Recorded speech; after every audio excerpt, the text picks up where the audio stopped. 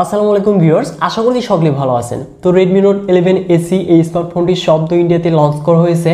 তো এই ফোনটিতে আমরা দেখতে পারবো ভালো ডিজাইন এবং বিল্ড কোয়ালিটির সাথে অ্যামোলেড ডিসপ্লে প্যানেল থাকছে। সাথে দেখতে পারবো MediaTek Helio G95 চিপসেট এবং রিয়ারে থাকছে কোয়াড রিয়ার ক্যামেরা সেটআপ এবং মেইন ক্যামেরা দিয়ে আমরা 4K ভিডিও রেকর্ড করতে পারবো। তো এছাড়াও কিন্তু এই স্মার্টফোনটিতে আরো বেশ কিছু আকর্ষণীয় ফিচার্স থাকতে যাচ্ছে। তো এই ফোনটি দেখে এখন হয়তো অনেকেরই চেনা লাগতে পারে। তো এই স্মার্টফোনটি কিন্তু বিগত বছরে লঞ্চ হয়ে যাওয়া Redmi Note 10s এই স্মার্টফোনটি রিব্র্যান্ডেড হয়ে Redmi Note 11 SE নামে লঞ্চ করা হয়েছে। তো এই স্মার্টফোনটির অফিসিয়াল প্রাইসটা 6GB 6GB ভেরিয়েন্টটা অফার প্রাইসে 14,000 রুপিতে অ্যাভেলেবল হলেও এই স্মার্টফোনটি কিন্তু বাংলাদেশে খুব ভালো প্রাইসেই আসতে যাচ্ছে। তো এই স্মার্টফোনটি কবে বাংলাদেশে আসতে যাচ্ছে এবং প্রাইসটাই বা কত হতে যাচ্ছে এবং এই ফোনটির ভালো দিক মন্দ দিক এবং কি নিউ ফিচার অ্যাড করা হলো, তো এই স্মার্টফোনটি নিয়ে ইন ডিটেলস আলোচনা করতে যাচ্ছি। কেননা বর্তমান সময়ে Redmi Note 10s এই স্মার্টফোনটি কিন্তু বাংলাদেশে পুনরায় কিন্তু ট্রেন্ডিংয়ে চলছে। তো এই স্মার্টফোনটি অনেকেই কিনবেন বলে ভাবছেন। তো এই ভিডিওটি দেখলে একদম আপনার ধারণা কিন্তু ক্লিয়ার হয়ে যাবেন।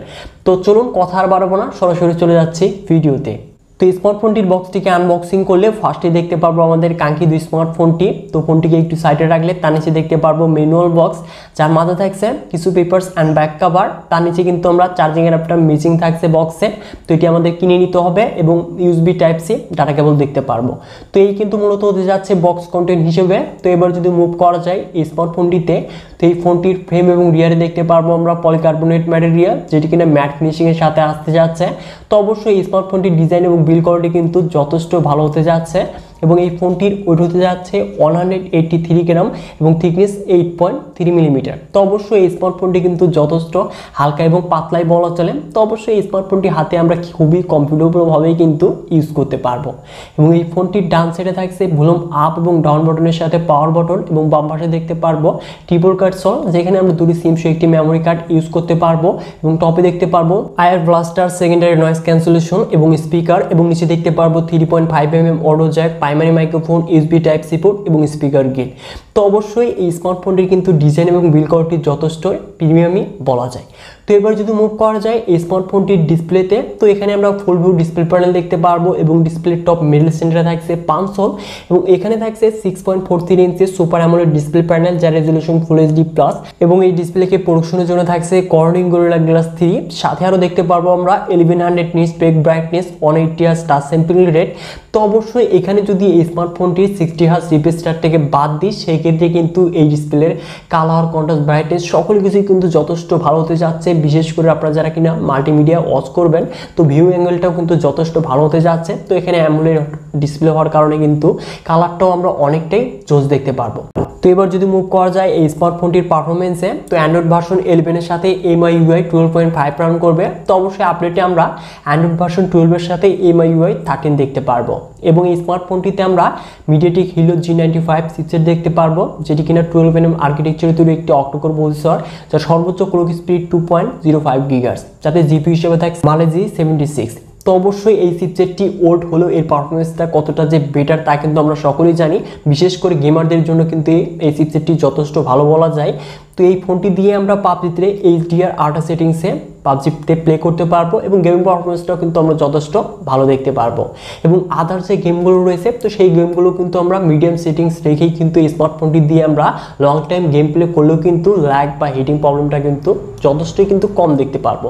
তো অবশ্যই এই স্মার্টফোনটি যারা কিনা গেমার রয়েছে তাদের জন্য বেস্ট বলা যায়, যদিও একটি কিন্তু ওল্ড চিপসেট। এবং এই ফোনটিতে দেখতে পারবো আমরা LPDDR4X RAM এবং স্টোরেজ টাইপ UFS 2.2। তো অবশ্যই ডাটা রিড এবং রাইট হবে কিন্তু যথেষ্ট ফাস্ট স্পিডে এবং ডেইলি টাচে কিন্তু কোনো রকম প্রবলেমই দেখা পেবো না এই ফোনটি দিয়ে। তো এবার যদি মুভ করা যায় এই স্মার্টফোনটির ক্যামেরাতে, তো রিয়ারে দেখতে পারবো আমরা ট্রিপল ক্যামেরা সেটআপ, যার মেইন ক্যামেরাটি 64 মেগাপিক্সেল, সাথে থাকছে 8 মেগাপিক্সেল আল্ট্রাওয়াইড এবং 2 মেগাপিক্সেল ম্যাক্রো এবং 2 মেগাপিক্সেল ডেপথ সেন্সর। তো এই স্মার্টফোনটির মেইন ক্যামেরা দিয়ে আমরা 4K ভিডিও 30 fps সর্বোচ্চ রেকর্ড করতে পারবো এবং স্মার্টফোনটির মেইন ক্যামেরার যে ফটোগুলোটি তা হয়তো দেখতেই পাচ্ছেন। তো এই বাজেট অনুযায়ী কিন্তু যথেষ্ট ভালোই বলা যায়। তো অবশ্যই ডিটেলস, ডাইনামিক রেঞ্জ যথেষ্ট কিন্তু ভালোই মেনটেন করতে পারছিল এই স্মার্টফোনটি। তো এই স্মার্টফোনটির ভিডিও কোয়ালিটি কিন্তু দেখতেই পাচ্ছেন 1080p 60fps-এও আমরা রেকর্ড করতে পারবো, তো ভালোই হতে যাচ্ছে। এবং এই ফোনটির ফ্রন্টে দেখতে পারবো আমরা 13 মেগাপিক্সেল সেলফি ক্যামেরা, যেটি দিয়ে আমরা 1080p 30fps-এর সর্বোচ্চ ভিডিও রেকর্ড করতে পারবো। তো এবার যদি মুভ করা যায় এই স্মার্টফোনটির কমন ফিচার্সে, তো এখানে আমরা অল কানেক্টিভিটি দেখতে পারবো এবং স্মার্টফোনটিতে দেখতে পারবো আমরা ডুয়াল স্টোরেজ স্পিকার এবং সাথে থাকছে IP53 water dust and resistant. এবং স্মার্টফোনটির আমরা সিকিউরিটি হিসেবে দেখতে পারবো সাইড মাউন্টেড ফিঙ্গারপ্রিন্ট স্ক্যানার, যেটি কিনা যথেষ্ট ফাস্ট স্পিডে লক এবং আনলক হতে যাচ্ছে। সাথে থাকছে 5000 mAh ব্যাটারি, যেটি কিনা 33 ওয়াট ফাস্ট চার্জিং সাপোর্টেড। তো স্মার্টফোনটি 0 to 100% আমরা 78 মিনিটে ফুল কমপ্লিট হতে দেখতে পারবো এবং স্মার্টফোনটি দিয়ে কিন্তু আমরা ব্যাটারি ব্যাকআপও একদিনের চাইতে বেশি দেখতে পারবো। এবং এই ফোনটি আমরা মোট 4টি কালার ভেরিয়েন্টে দেখতে পারবো, ব্লু, হোয়াইট, ব্ল্যাক এবং পার্পল কালার। আর এই স্মার্টফোনটির 6GB 64GB ভেরিয়েন্টটা 14,000 রুপিতে ইন্ডিয়াতে অ্যাভেলেবল হলেও এই স্মার্টফোনটি কিন্তু আমরা 2 থেকে 3 সপ্তাহের মাঝে আনঅফিসিয়ালভাবে বাংলাদেশে দেখতে পারবো এবং প্রাইসটা হতে যাচ্ছে 18,000 টাকার আশেপাশে।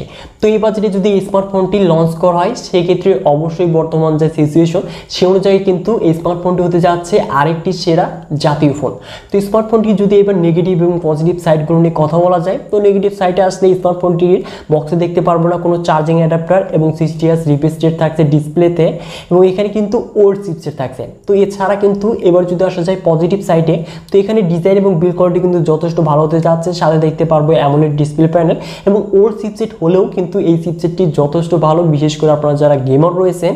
এবং এখানে কিন্তু ভালো ক্যামেরা সেটআপ দেখতে পারবো এবং 4K ভিডিও রেকর্ডিং এর অপশন থাকছে এবং এখানে আমরা আবার ডুয়াল স্টোরেজ স্পিকার দেখতে পারবো। তো অবশ্যই এই স্মার্টফোনটি যদি 18,000 টাকার আশেপাশে অ্যাভেলেবল হয় সেই ক্ষেত্রে কিন্তু আমরা Redmi Note 10s স্মার্টফোনটিকেও 18,000 টাকার আশেপাশে আমরা আনঅফিসিয়ালভাবে বাংলাদেশে দেখতে পাচ্ছি। তো সেই ওল্ড ফোনকে না নিয়ে কিন্তু আমরা updated version Redmi Note 11 SE স্মার্টফোনটিকে নিতে পারবো। তো এটি নিলে কিন্তু আমরা বেশি আপডেট পাবো। এই ক্ষেত্রে অবশ্যই এই স্মার্টফোনে কিন্তু আমরা লং টাইম ইউজ করতে পারবো। তো এই স্মার্টফোনটি আপনাদের কাছে কেমন লেগেছে অবশ্যই ভিডিওতে লাইক করে কমেন্ট করতে পারেন এবং এই ভিডিওটি যদি একটু ভালো লেগে থাকে তাহলে অবশ্যই আমাদের এই চ্যানেলটিকে সাবস্ক্রাইব করে হয়ে যাবেন ফ্যামিলির একজন নতুন সদস্য। সো ভিউয়ার দেখা হচ্ছে শীঘ্রই নতুন কোনো ভিডিও নিয়ে।